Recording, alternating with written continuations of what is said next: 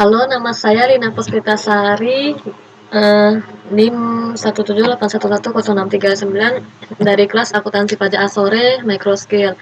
Jadi video kali ini saya akan menjelaskan penjelasan skripsi yang berjudul Analisis Perbedaan Tingkat Kepatuhan Wajib Pajak Sebelum dan Sesudah Penerapan E-Filing System. Jadi kita mulai dari bab 1 pendahuluan. Bab 1 pendahuluan di bagian latar belakangnya, pajak merupakan sumber utama penerimaan negara yang digunakan untuk membiayai pengeluaran negara. Untuk melaksanakan pembangunan dibutuhkan dana yang tidak sedikit dan ditopang melalui penerimaan pajak. Berdasarkan data sumber penelitian APBN tahun 2007, sumber penerimaan dari sektor pajak masih menempati urutan pertama dengan komposisi terbesar selama lebih dari 1 dekade. Pada tahun 2002, Direktorat Jenderal Pajak melakukan reformasi administrasi perpajakan yang dikenal dengan istilah modernisasi. Jiwa dari program modernisasi ini adalah good governance, yaitu penerapan sistem administrasi perpajakan yang transparan dan akuntabel dengan memanfaatkan sistem informasi teknologi yang handal dan terkini. Tahun 2009, Direktorat Jenderal Pajak telah mengeluarkan sistem administrasi perpajakan berbasis internet. Salah satunya yaitu e-filing system. Sistem ini menawarkan berbagai kemudahan kepada wajib pajak, karena wajib pajak dapat memenuhi kewajiban pajaknya tanpa harus menghampiri kantor pajak, sehingga efisiensi waktu dan tenaga dapat dilakukan. Kepatuhan pajak merupakan masalah kelas yang dihadapi hampir semua negara yang menerapkan sistem perpajakan. Di dalam Peraturan Menteri Keuangan Republik Indonesia Nomor 39 PMK 03 2018 tentang cara pengembalian pendahuluan kelebihan pembayaran pajak. Jadi di rumusan masalah di sini berdasarkan uraian latar belakang, maka rumusan masalah dalam penelitian ini adalah apakah terdapat perbedaan yang signifikan antara kepatuhan wajib pajak orang pribadi khususnya dalam pelaporan SPT masa sebelum dan sesudah diterapkannya e-filing.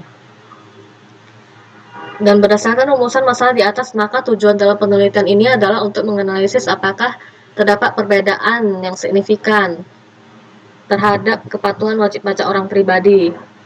Manfaat penelitian ini ada dua, yaitu manfaat untuk akademis dan praktis.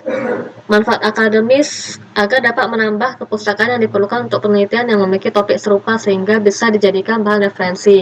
Dan manfaat praktisnya dengan diketahuinya perbedaan tingkat kepatuhan wajib pajak orang pribadi khususnya dalam pelaporan SPT masa sebelum dan sesudah penerapan e-filing system, maka dapat dijadikan sebagai bahan evaluasi oleh pemerintah maupun aparatur pajak.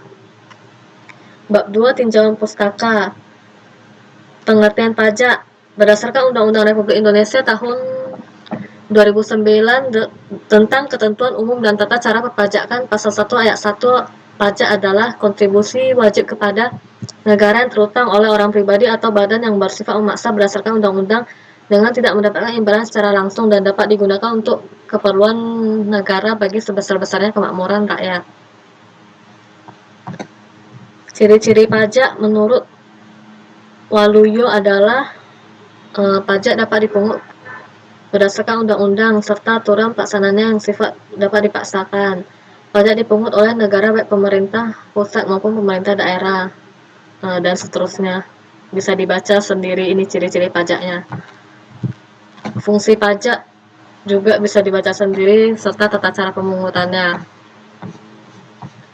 Lanjut ke bab 3.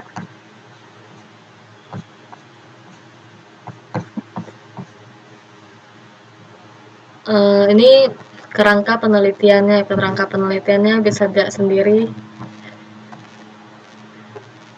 Metodologi penelitian. Jenis penelitian yang digunakan pada penelitian ini adalah explanatory research dengan pendekatan kuantitatif, yang merupakan penelitian penjelasan yang menyoroti hubungan kausal antara variabel-variabel penelitian dan menguji hipotesis yang telah dirumuskan sebelumnya.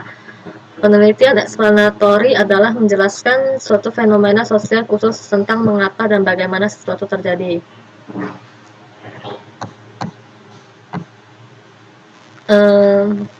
Pengujian ini bertujuan untuk mengetahui apakah instrumen yang digunakan valid dan reliable, sebab kebenaran data yang diolah sangat menentukan kualitas hasil penelitian.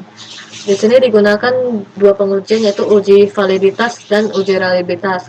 Uji validitas digunakan untuk mengukur sah atau valid tidaknya suatu kuesioner, dan uji reliabilitas untuk mengukur suatu kuesioner yang merupakan indikator dari suatu variabel atau konstruk.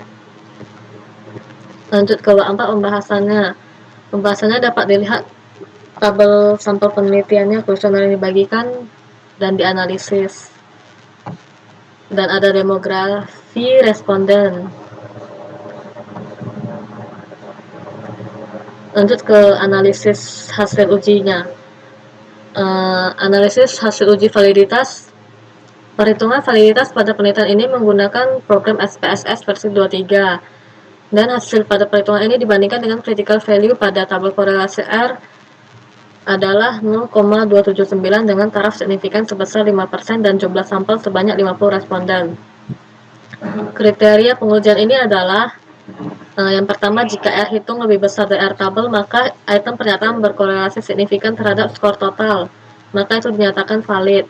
Dan yang kedua, jika R hitung lebih kecil dari R tabel, maka item pernyataan tidak berkorelasi signifikan terhadap skor total, atau bisa dikatakan tidak valid. Di sini terlampir hasil uji validitas item kuesioner.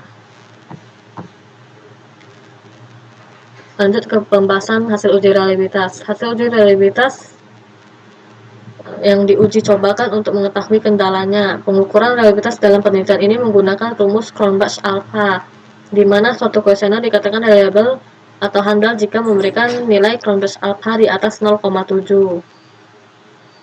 Di sini juga terlampir hasil uji reliabilitasnya. Sebelum dan penerapan e-filing, angka Cronbach alpha-nya di atas 0,7, yang berarti data tersebut reliable.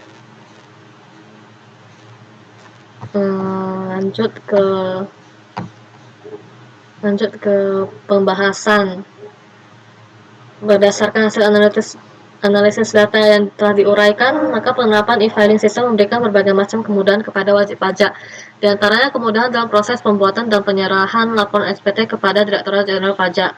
Karena e-filing system dapat diakses kapanpun dan dimanapun oleh wajib pajak dengan hanya menggunakan akses internet, sehingga wajib pajak tidak perlu untuk mengantri dalam melaporkan SPT, baik SPT massa maupun SPT tahunan. Hasil penelitian ini mendukung hipotesis yang diajukan di mana HA diterima dengan hasil adanya perbedaan yang signifikan terhadap peningkatan kepatuhan wajib pajak orang pribadi, khususnya dalam pelaporan SPT massa sebelum dan sesudah penerapan e-filing system. Lanjut ke bab 5, penutup. Kesimpulan dari penelitian ini adalah hasil pengujian hipotesis yang dianalisis dengan menggunakan uji t-test dengan bantuan SPSS dapat disimpulkan bahwa terdapat perbedaan yang signifikan terhadap kepatuhan wajib pajak orang pribadi, khususnya dalam pelaporan SPT sebelum dan sesudah penerapan e-filing system.